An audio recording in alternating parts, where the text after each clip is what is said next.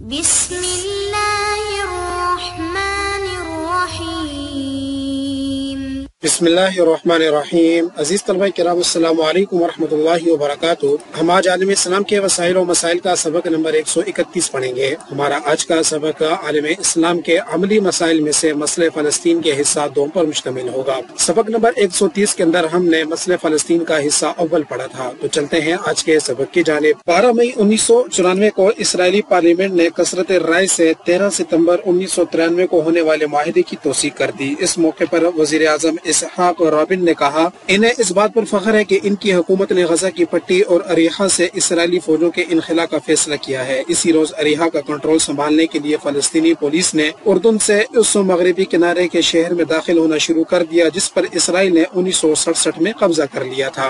ادھر تنظیم آزادی فلسطین کے رہنما یاسر عرفات نے 25 رکنی انتظامی ادارے کے قیام کا اعلان کیا تاکہ اریحہ اور غزہ کی پٹی میں اسرائیلیوں کے انخلاء کے بعد علاقے کا انتظام سنبھالا جا سکے۔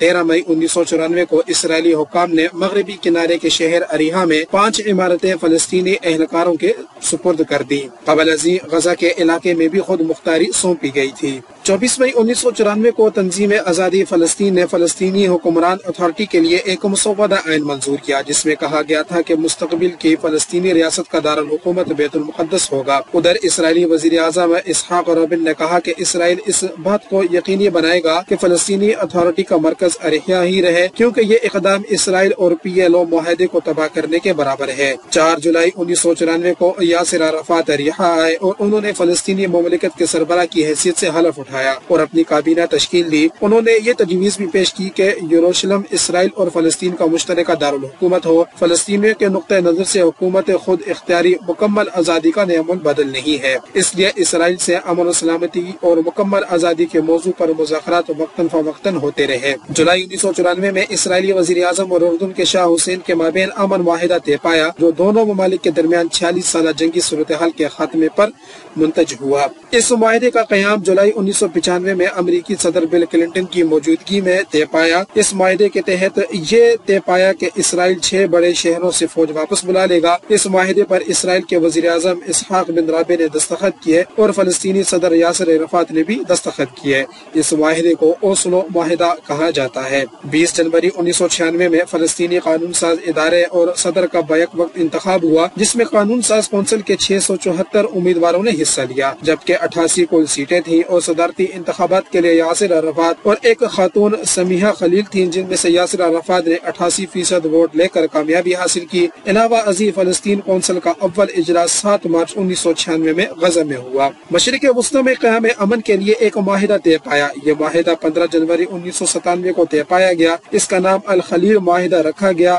اس معاہدے میں بھی امریکہ نے کافی کردار ادا کیا۔ 12 ستمبر 1998 کو اوسلو معاہدے کے 5 سال مکمل ہوئے تو اسرائیلی نمائندوں نے سپریم کمانڈر عز الدین اور ان کے بھائی کو شہید کر دیا اور یہ اعلان بھی کر دیا کہ اسرائیل نے دہشت گردوں کے سرغنوں کو ختم کر دیا ہے۔ ستمبر 2000 تا ستمبر 2002 کے دوران اسرائیل کی بربریت کا نشانہ بننے والے 2988 فلسطینی باشندے تھے۔ 35,000 زخمی ان کے علاوہ تھے، جبکہ 17 فلسطینیوں کو اسرائیلی ٹارچر سیلوں میں ذبح اور 10 کو سرعام جلا دیا گیا۔ 17,000 گھروں کو بلڈوزروں سے مسمار کر دیا گیا اور 70 ایمبولینسیں تباہ کر دی گئی۔ 300 فلسطینی ڈاکٹر اور پیرامیڈیکل اسٹاف اور 30 صحافیوں کو شہید کیا گیا۔ ہسپتالوں میں دواؤں کی عدم دستیابی سے 700 فلسطینی جاں بحق ہوئے، جبکہ 170 اسکول اسرائیلی چوکیوں میں تبدیل کر دیے گئے۔ بیرون ملک جانے والے یہودیوں کی تعداد میں 80% اضافہ ہوا، جبکہ اسرائیل آنے والے یہودیوں میں 70% کمی ہوئی۔ شہید کیے جانے والے 2988 میں سے اکثریت بچوں کی تھی، جبکہ ان میں سے 289 خواتین بھی شامل تھیں۔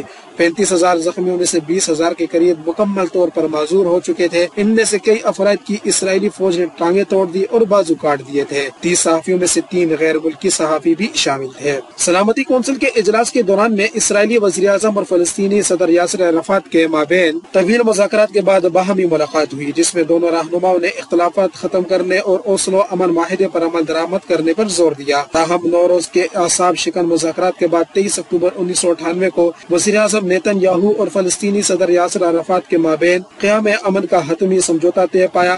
اگرچہ اسے قیام امن کے حتمی سمجھوتے کا نام دیا گیا تھا، تاہم بعد ازاں رونما ہونے والے المناک واقعے نے اسے غلط ثابت کر دیا۔ اور اس سمجھوتے کو میری لینڈ سمجھوتا کہا جاتا ہے۔ اس میری لینڈ سمجھوتے کے چند اہم نکات یہ ہیں: فلسطینی اتھارٹی، جسے اس وقت یعنی اکتوبر 1998 میں مغربی کنارے کے 3% حصے پر کنٹرول حاصل تھا، اس کا کنٹرول بڑھا کر 13% علاقے پر کر دیا گیا۔ مغربی کنارے کے 14% علاقے مشترکہ کنٹرول میں رہیں گے، بقیہ 72.48% حصے پر بدستور اسرائیل قابض رہے گا۔ اس وقت فلسطینی اتھارٹی مغربی کنارے کے صرف 27.42% رقبے پر قابض ہے، تاہم یہاں اقتدار اعلی اسرائیل کا ہوگا۔ اسرائیلی معاہدے کے تحت ان 100 فلسطینیوں کو رہا کر دیا گیا جنہیں بغیر مقدمہ چلائے حبس بیجا میں رکھا گیا تھا۔ اس کے بدلے میں فلسطینی اتھارٹی ان تئیں باشندوں کو اسرائیل کے حوالے کر دے گی جنہیں دہشت گرد قرار دیا جا چکا تھا۔ فلسطینی اتھارٹی اپنے منشور میں سے شک کو ختم کر دے گی جس میں اسرائیل کو تباہ و برباد کرنے کا ذکر کیا گیا ہے۔ فلسطینی اتھارٹی دہشت گردوں کی کارروائیوں کو روکنے کے لیے مناسب اقدامات کرے گی۔ اس کا اعلان فلسطینی اتھارٹی کی ایگزیکٹو کمیٹی اور فلسطینی نیشنل کونسل کھلے عام کرے گا۔ 8 اکتوبر 2000 میں اقوام متحدہ کی سلامتی کونسل نے ایک قرارداد منظور کی جس میں اسرائیل کی جارحانہ کارروائیوں کی مذمت کی گئی، کیونکہ اس وقت 80 فلسطینی جام شہادت نوش کر چکے تھے۔ اسرائیلی حکومت نے ناپاک جسارت کرتے ہوئے 8 دسمبر 2000 کو مسلمانوں کو مسجد اقصی میں نماز پڑھنے سے روک دیا، جس کے نتیجے میں فلسطینیوں نے مزاحمت کی اور 10 فلسطینی سرعام شہید کر دیے گئے۔ تاہم اقوام متحدہ نے تحقیقات کی تفتیش کے لیے 20 دسمبر 2000 کو ایک انکوائری کمیشن مقرر کر دیا۔ 3 جنوری 2001 کو فلسطینی صدر نے مشروط امن معاہدہ تسلیم کرنے کا اعلان کر دیا، جس کے تحت غزہ کی پوری پٹی اور اردن کا 70% حصہ فلسطینیوں کو دینے جبکہ مشرقی بیت المقدس کو تقسیم کرنے کا فیصلہ شامل تھا۔ شب و روز گزرتے گئے، اسرائیل نے کسی بھی منصوبے اور معاہدے کی پرواہ نہ کیے بغیر جارحیت کو جاری رکھا اور فلسطینی عوام کا قتل عام جاری رہا، یہاں تک کہ معاملہ ختم نہ ہوا بلکہ 13 دسمبر 2001 کو صدر جارج بش نے تسلیم کیا کہ فلسطینی لیڈر یاسر عرفات کو بڑے چیلنجز کا سامنا ہے۔ انہوں نے اس ضمن میں وعدہ کیا کہ فلسطینی ریاست کے قیام میں وہ یاسر عرفات کی مدد کریں گے۔ فلسطینی قیادت نے اس اعلان کو خوش عین قرار دے دیا۔ 24 دسمبر 2001 کو اسرائیل نے رملہ کا محاصرہ سخت کر دیا، تاہم 26 دسمبر کو اسرائیل نے فلسطینی شہر اریحہ کا محاصرہ ختم کرنے کا اعلان کیا۔ ادھر 27 دسمبر کو یاسر عرفات نے کہا کہ میں اب بھی فلسطینیوں کا قائد ہوں، اسرائیل مجھے رملہ میں محصور کر کے اوسلو معاہدے کی خلاف ورزی کر رہا ہے۔ معاہدے کے تحت فلسطینی حکام کو نقل و حرکت اور اشیاء کی نقل و حمل کی پوری آزادی حاصل ہے۔ دریں اثنا انتہا پسند اسرائیلی رہنما بنیامین نیتن یاہو کو حکمران پارٹی کا سربراہ منتخب کیا گیا۔ 25 فروری 2002 کو اسرائیل کے سعودی عرب سے امن مذاکرات میں اپنی رضامندی کا اظہار کیا۔ شہزادہ عبداللہ نے تجویز پیش کی تھی کہ اسرائیل 1967 سے قبل والی پوزیشن پر واپس چلا جائے تو عرب ممالک اس سے سفارتی تعلقات قائم کر لیں گے۔ دریں اثنا اسرائیلی حکومت نے یاسر عرفات کی رملہ رہائش گاہ کے اطراف میں کھڑے ٹینک ہٹا کر ان کا محاصرہ بھی ختم کر دیا۔ یورپی یونین نے مطالبہ کیا کہ اسرائیل فوری طور پر یاسر عرفات کی تقریر پر عائد پابندیوں کو بھی ختم کرے اور تشدد کی کارروائیوں کی روک تھام کے لیے اقدامات کرے۔ سلامتی کونسل نے 13 مارچ 2002 کو امریکہ کی جانب سے پیش کی گئی قرارداد کی منظوری دی، جس میں اسرائیل کے ساتھ فلسطینی مملکت کے قیام کے لیے کہا گیا تھا۔ پہلی مرتبہ امریکہ کی پیش کردہ قرارداد کے حق میں 14 ووٹ پڑے، جس میں تجویز کیا گیا تھا کہ اسرائیل اور فلسطین 2 علیحدہ ریاستیں ہیں اور انہیں چاہیے کہ وہ تسلیم شدہ سرحدوں کے اندر رہیں۔ قرارداد میں فوری طور پر تشدد کی کارروائیوں کو بند کرنے کا مطالبہ کیا گیا تھا اور ایک سیاسی حل کے لیے مذاکرات پر زور دیا گیا تھا۔ شام نے قرارداد پر اعتراض کرتے ہوئے کہا کہ قرارداد میں مقبوضہ علاقوں کا حوالہ نہیں دیا گیا، تاہم امریکی سفارتی کوششوں سے فلسطینی علاقوں سے اسرائیل نے فوج کی واپسی کا اعلان کر دیا۔ مشرق وسطی کی انتہائی کشیدہ صورتحال معمول پر لانے کے لیے 15 مارچ 2002 کو امریکی صدر کے ایلچی یروشلم پہنچے تو اسرائیل نے رملہ پر قبضہ ختم کر دیا۔ 20 مئی 2002 کو یروشلم میں مشرق وسطی کے مسئلے پر مذاکرات کا آغاز ہوا، لیکن یہ مذاکرات بھی بے نتیجہ رہے۔ 29 مارچ 2002 کو عرب لیگ کی جو سربراہ کانفرنس بیروت میں منعقد ہوئی، اس میں عرب لیگ کے اندرونی اختلافات کے باوجود سعودی عرب کا مشرق وسطی کا امن منصوبہ منظور کر لیا گیا، جس میں امن و سلامتی کے لیے اسرائیل کو 1967 سے قبضہ کیے گئے فلسطینی علاقے خالی کرنے کے عوض معمول کے تعلقات قائم کرنے کی پیشکش کی گئی تھی۔ اسرائیل نے امن منصوبے کو مسترد کرتے ہوئے مغربی کنارے میں فلسطینی ہیڈ کوارٹرز پر تازہ حملوں کی دھمکی دی۔ اسرائیلی وزیر اعظم ایریل شیرون کے مشیر نے کہا کہ یہ منصوبہ موجودہ شکل میں ناقابل عمل ہے۔ سعودی عرب کے امن منصوبہ پر عمل عمل درآمد کرنے کے سلسلے میں ایک کمیٹی کی تشکیل کا اعلان کیا۔ یاسر عرفات نے اس منصوبے کو جرأت مندانہ قرار دیا۔ 1 اپریل 2002 کو اسلامی ممالک کے وزرائے خارجہ کی جو کانفرنس ملائیشیا کے دارالحکومت میں منعقد ہوئی، اس میں کہا گیا تھا کہ اسرائیل اپنی جنگی کارروائیوں سے باز رہے ورنہ مشرق وسطی میں جنگ چھڑ جائے گی۔ اس دھمکی کی بڑی وجہ یہ تھی کہ اسرائیل نے 8 فلسطینیوں کو شہید کرنے کے علاوہ فلسطینی خود مختار علاقوں پر ٹینکوں اور ہیلی کاپٹروں سے حملہ کر کے دوبارہ قبضہ کر لیا۔ اگلے روز اسرائیلی فوج نے مغربی کنارے پر بھی بڑا حملہ کر دیا۔ 8 اپریل کو اسرائیلی ہیلی کاپٹر نے جنین کیمپ پر حملہ کر دیا جس میں 1100 افراد رہائش پذیر تھے۔ 21 اپریل 2002 کو اسرائیل نے نابلوس اور رملہ سے اپنی فوجیں نکال لی۔ اس فوجی ایکشن کے دوران درجنوں افراد موت کے منہ میں چلے گئے۔ 22 اپریل کو امریکہ نے اسرائیل سے مطالبہ کیا کہ وہ تمام فلسطینی علاقوں سے اپنی فوج واپس بلا لے۔ 26 اپریل 2002 کو سعودی ولی عہد شہزادہ عبداللہ بن عبدالعزیز نے مشرق وسطی کے مسئلے کے حل کے لیے 8 نکاتی فارمولہ پیش کیا۔ اس میں کہا گیا تھا کہ اسرائیلی فوج فلسطین کے وہ علاقے خالی کر دے جس پر اس حالیہ حملوں پر قبضہ کر لیا تھا۔ فلسطینی علاقوں کے لیے کثیر القوا امن فوج قائم کی جائے۔ اسرائیلی فوج رملہ کا محاصرہ فوری طور پر ختم کر دے۔ دوران جنگ تباہ شدہ فلسطینی علاقوں کی تعمیر نو کی جائے۔ اسرائیلیوں کی آبادکاری کے عمل کو روکا جائے۔ امریکہ کی جانب سے اقوام متحدہ نے جو قرارداد 1967 میں منظور کی تھی اس پر عمل درآمد کو یقینی بنایا جائے۔ 2 مئی 2004 کو 34 روز کے محاصرے کے بعد اسرائیلی حکام نے یاسر عرفات کو رہا کر دیا۔ یاسر عرفات کی رہائی کے بعد کہا کہ اسرائیل بیت الحم میں چرچ نیٹیویٹی کے ارد گرد تشدد کی کاروائیاں بند کر دے۔ 7 جولائی 2002 کو یاسر عرفات کی اصلاحات پروگرام کو قانون کے حصے کے طور پر فلسطین کا بنیادی قانون یا عبوری آئین کے طور پر نافذ العمل ہوا۔ اس قانون کی منظوری فلسطینی پارلیمنٹ نے 1997 میں دی تھی لیکن اس پر صدر یاسر عرفات کے دستخط موجود نہ تھے۔ 7 اگست 2002 کو یہودی فوج کی واپسی کے عوض شدت پسندوں کے خلاف کارروائی کے لیے اسرائیل سیکورٹی پلان کی منظوری یاسر عرفات کی طرف دی گئی۔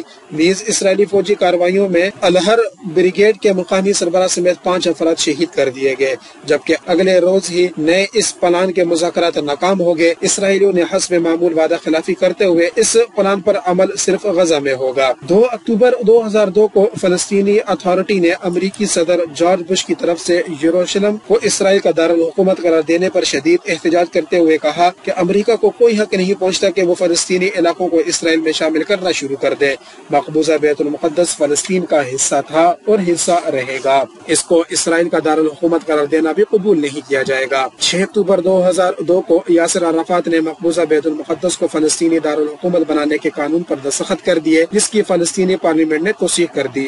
17 اکتوبر کو غزہ کی پٹی پر اسرائیلی فوج کا حملہ ہوا جس کے اندر اسرائیلی ٹینک، بختر بند گاڑیاں اور اسرائیلی ہیلی کاپٹر بھی استعمال کیے گئے۔ یہ حملہ خان یونس کے علاقے میں کیا گیا جس میں 14 فلسطینی شہید ہوئے۔ 10 نومبر 2002 کو فلسطینی کابینہ نے 2005 تک آزاد فلسطینی ریاست کے قیام کا منصوبہ منظور کر لیا، لیکن اس کے ساتھ اس بات کا بھی فیصلہ کیا گیا کہ عرب ممالک کے ساتھ مزید صلاح مشورہ بھی کیا جائے گا۔ 4 دسمبر 2002 کو اقوام متحدہ نے اسرائیل سے مقبوضہ علاقے خالی کرانے کا مطالبہ کیا اور بیت المقدس پر اسرائیلی قبضے کے خلاف جنرل اسمبلی میں قرارداد پیش کی گئی، جبکہ قرارداد کے حق میں 154 ووٹ اور 5 ممبران نے مخالفت میں ووٹ ڈالے۔ 6 ممالک نے اس رائے شماری میں حصہ نہیں لیا۔ وقت گزرتا رہا، یہودیوں اور اسرائیلیوں نے فلسطینیوں پر ظلم جاری رکھا۔ آخرکار 14 جنوری 2003 میں لندن میں مشرق وسطی کے بحران کے حل کے لیے کانفرنس منعقد کی گئی جس میں اسرائیل نے فلسطینی رہنماؤں کو شمولیت کی اجازت دینے سے صریحاً انکار کر دیا۔ فلسطین کی انسانی حقوق کی تنظیم نے 2 سالہ نقصان کا تخمینہ پیش کرتے ہوئے ایک رپورٹ دی